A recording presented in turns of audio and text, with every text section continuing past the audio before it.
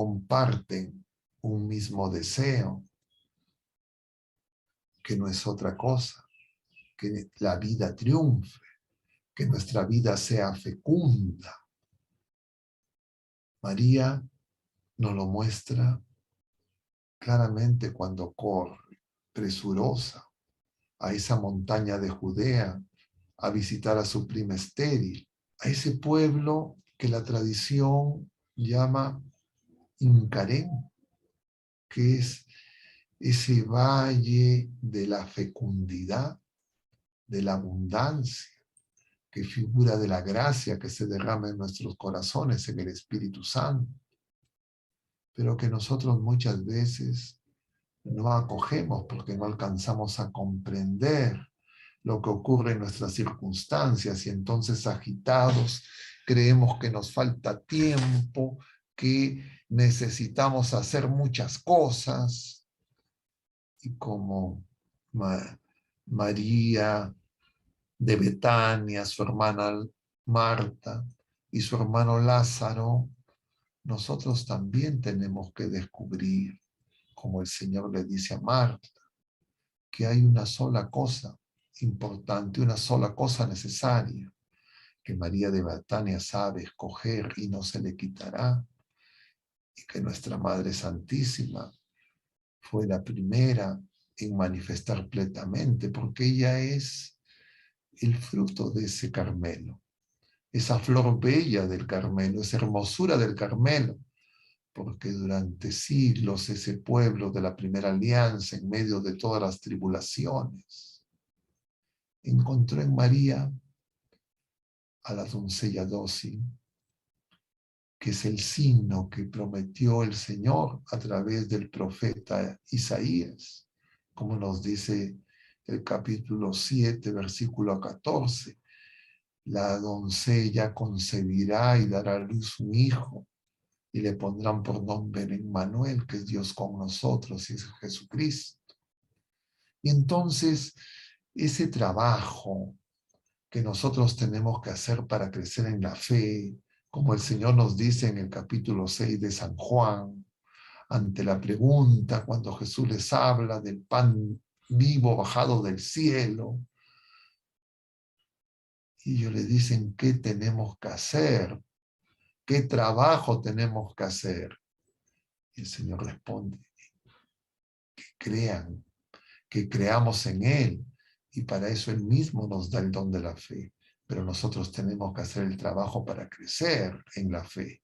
Y muchas veces esa fe que hemos recibido en el bautismo, con la esperanza y la caridad, no hacemos el trabajo.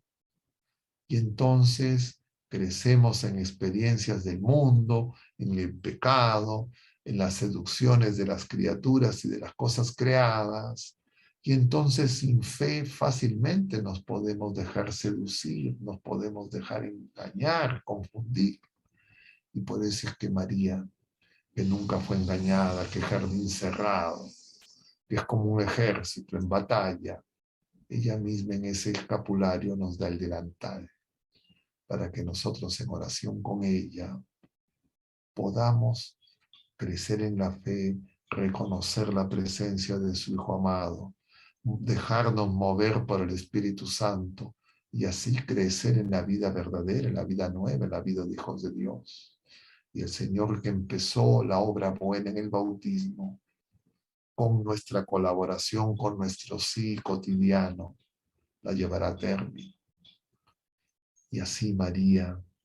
que además del escapulario tiene a Jesús en brazos, nos mostrará una y otra vez a Jesús pequeño, sencillo, un niño, porque ella, que la humilde hija de Sión, que proclama su humillación, ella también es la mujer sencilla, que nos enseña el camino para que podamos descubrir la sabiduría de Dios, escondida a los sabios y entendidos, nos decía el Señor justamente el día de ayer en el Evangelio del capítulo 11 de San Mateo. Y hoy en ese mismo Evangelio en la continuación nos habla de que es necesario que nosotros descansemos en Él, vayamos todos los agobiados para encontrar descanso y que sepamos que su yugo es suave, es decir, Él va con nosotros y esa suavidad nos lo ofrece la ternura maternal que Él mismo nos envía en su madre para que también nosotros podamos crecer en el amor que es el Espíritu Santo. Entonces, queridos hermanos, comprendemos que cuando somos enviados en medio de este mundo que no lo conoce, en medio de estas fieras como ovejas, en medio de lobos, no podemos ir sin María, no podemos ir sin esa enseñanza, sin esa maternal protección para que no perdamos a Jesús,